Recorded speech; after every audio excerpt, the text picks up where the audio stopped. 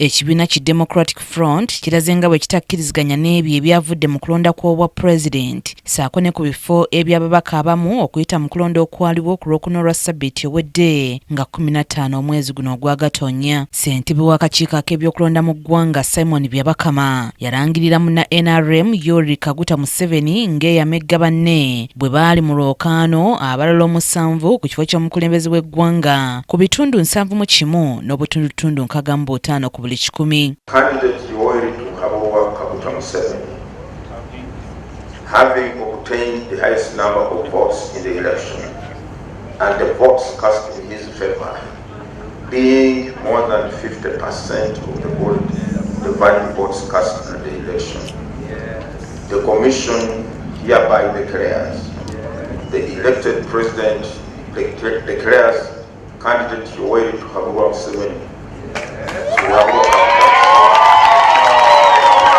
Kyokka akulira ekibiina ki DF Mathias Mpuuga Nsamba asinzidde mu lukuŋŋaana lwa bannamawulire lwatuuziza ku kitebe eky'ekibiina kino e Namirembe n'agamba nti takkiriziganya na byonna ebyalangiriddwa wakati mu kuwa ensonga ez'enjawulo so nga n'ebifo eby'ababaka ebimu agamba nti ebyalangiriddwa si byebyo ebyabadde bituufu. Siwali ensonga lwaki twetaba mu kukkiriza ebyaliwo mu kalulu ako twagala okutegeeza eggwanga ebyo byaliwo tubitwalanga byali byakusaaga mu busaazi abaabikola n'engeri gye baabikolamu tetubikkiriza bwe banga balina bye baabikolera okufunamu tubaagaliza olugendo olulungi naye ng'ekibiina tubiganye tebyali bituufu ebikozesebwa byatuuka leeti okusaawa 5 awala 7 nange zenyini mu kibuga kyenkulembere kya Masaka mu polling station eziwerako okulonda kwatandika ku ssaawa 8. Presiding officers oba returning officers abagufudde omulimu gwabwe okulangirira abagudde ne bawerekereza abawangudde nti bagende mu kooti. Ono era ayogedde ne ku ky'obuuma obw'akakiiko ak'ebyokulonda obwasooka okugaana okukola mu bifo ebimu ku lunaku olw'okulonda lwennyini n'alaga nga kino bwe kyakolebwa mu bugenderevu. Ebuuyi eno mu DF waliwo era abalina endowooza nti obuuma tubadde na mutawaana n'eri abadde Kobaane kyabadde kigenderere okubulangirira nti bufu naye ababukozesa nga balamu nga n'emitwe gikola. Ono nga y'omu ku babaka mu Paalamenti ey'e11 abaamegeddwa mu kalulu alaze nga bw'atagenda kuva mu byabufuzi. Kunze ng'omuntu ebyobufuzi sibiriimu nga mukolo era sibiriimu kulondebwa na butalondebwa. Ebyobufuzi mbirimu okubanga eggwanga lino litambulira ku mulamu omutuufu.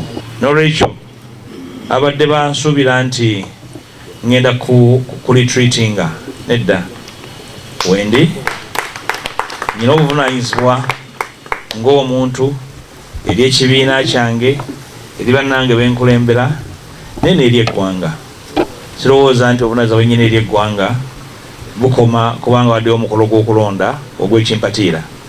Ekyo nkakasa wendi era nja kubaawo okubaako byenkola naddala okuzimba ekibiina kino ekito. Bw'atyo Mpuuga alaze nga bw'amaze dda okuyingula ttiimu ya bannamateeka okwekenneenya ebyokulonda kuno okulaba kye bazzaako. Newankubadde ng'ekibiina ki DF kyalemeddwa okuyisaawo omuntu yenna ku bifo ebyababaka ba Paalamenti bye babadde bavuganyaako, ye omwogezi w'ekibiina kino Kasibante Moses ategeezezza nti yeenyumiriza nnyo mu ky'omutindo ogw'abo be baaleeta mu lwokaano olw'okuvuganya. Esiga quality gye twateekawo ate bangi kubagamba nti batuwangudde quality yaabwe omutindo gwabwe gubuusabuusibwa. Abamu ku babadde bavuganyiza ku tiketi ya DF ku bifo ebyababaka ba Paalamenti boogedde ku ngeri akalulu gye katambuddemu. Abadde kalungi n'akamu naye ffe tetukyejjusa kubanga abakulembeze abalina omulamwa eggwanga twalirabula. Twaffe balemesebwa okuyingira mu budde naye twamala ntwaliriza tubayingiza bagibwako amasimu gaabwe nga twali kugamba mpuliziganya n'emu naye abaasobola okufulumayo ko abasaamusaamu baatuwulira nti ssaawa 2 box zaali zijjudde. Akalulu kano kabadde very unfair mu ngeri nyingi. Ekisookera ddala twakyogerako wano nti obuuma tebwakoze. Abalonzi bangi ab'obuvunaanyizibwa abakeera bagende balonde bali disappointed.